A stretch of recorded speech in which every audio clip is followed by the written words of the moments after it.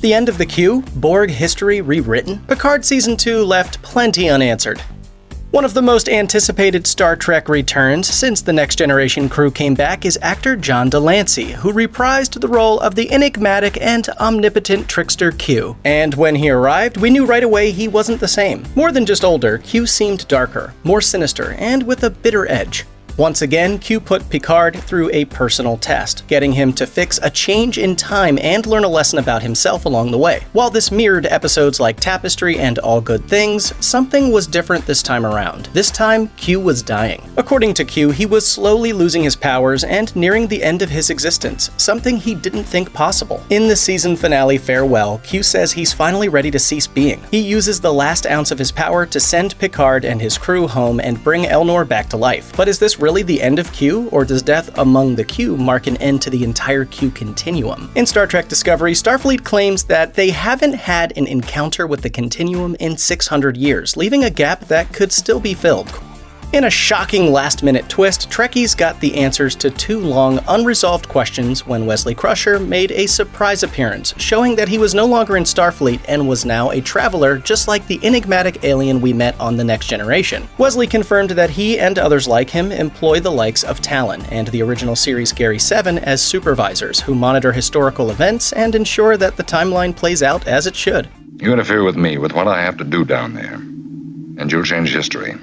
When Wesley arrives, he's in 2024. He visits Adam Sung's daughter Corey, who he recruits to join him. With her father disgraced and her life a lie, Corey takes Wesley up on the offer, and the two beam away. Though one might suspect that Wesley is enlisting her to be a traveler, it seems more likely that Corey was recruited to be the next supervisor. Could Corey be assigned a new subject to monitor in 2024, or some other time period? Could we see Wesley and Corey return in the kind of spin-off that Gary 7 was created for, a show about a time-traveling agent watching over important historical events? Producer Alex Kurtzman has teased some upcoming mystery projects in the Star Trek universe, and this is one that definitely seems like a possibility.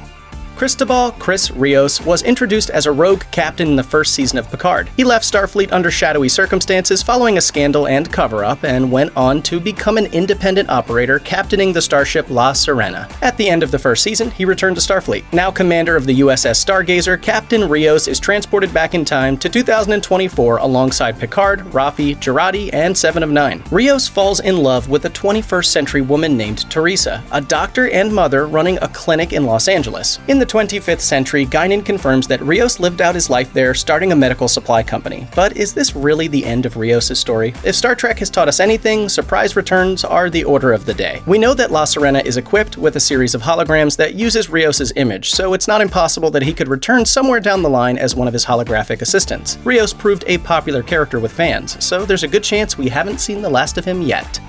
Introduced in Season 4 of Star Trek Voyager, Seven of Nine has been on a journey from being a villainous robotic drone reliant on the Borg hive mind to becoming a strong, independent person who has reclaimed her humanity in many small steps. Is something wrong?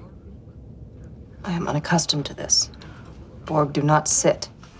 She expressed interest in joining Starfleet when the Voyager crew returned to the Alpha Quadrant, wanting to follow in Captain Janeway's footsteps. In the second season of Picard, we learned that her dreams of Federation service had remained just that, as Starfleet rejected her application thanks to her Borg past. Though fellow former drone Ichep was accepted, spending her entire adult life as a Borg made Starfleet wary of Seven. In the finale of Picard Season 2, when Seven and the rest of Picard's team return to the 25th century, Picard gives her a field commission. Reasoning that Seven has the most experience with the Borg and is best suited to lead the rest of the mission, Picard gives her the captain's chair. With the Jurati Queen and her unique Borg collective now requesting Federation membership, combined with her field commission, could Starfleet reconsider Seven's application? Actor Jeri Ryan has already made it clear that she will appear in the series' third season, and it's entirely possible she could be a Starfleet officer or a Borg ambassador when we see her next.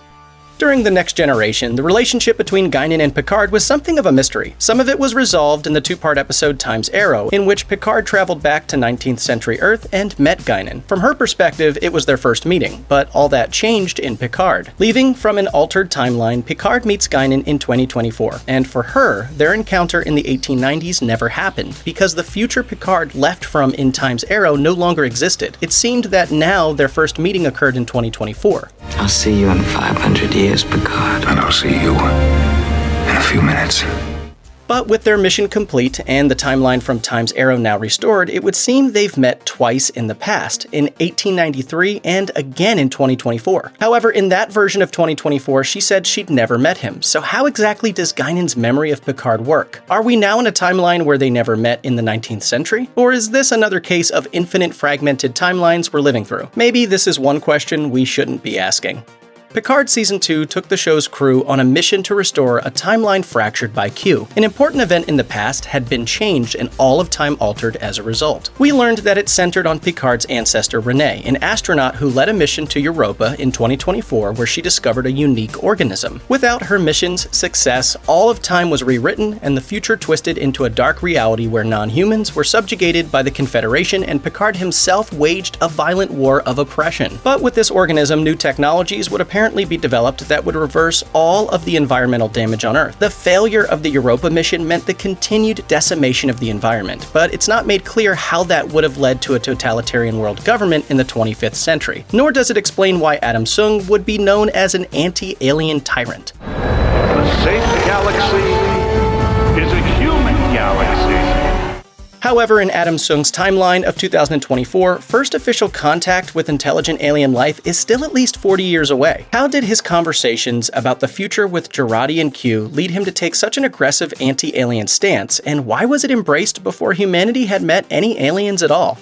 Picard Season 2 saw the Borg Queen manipulating Dr. Agnes Jurati, and the Queen's motives were anything but noble. Trapped in the 21st century and imprisoned in one mind, Agnes and the Queen slowly merged into a single, sinister new hybrid. Would Agnes become the first Borg Queen and birth the cyborg race in 2024? Would she end up creating the Borg in the 21st century as Seven of Nine feared? Not quite. At the urging of Jurati, the Borg Queen slowly comes around and the two create a merged personality with a new goal: to save wayward, dying souls and resurrect them as a new kind of Borg collective. With our minds joined as one, we could be more.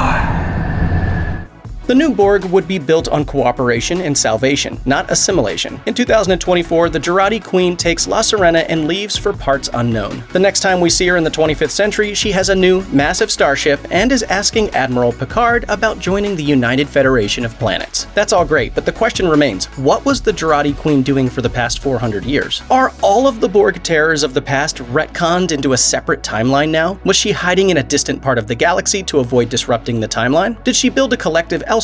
Did she take part in galactic affairs we've never seen? There's now a 400-year gap that needs a little explaining.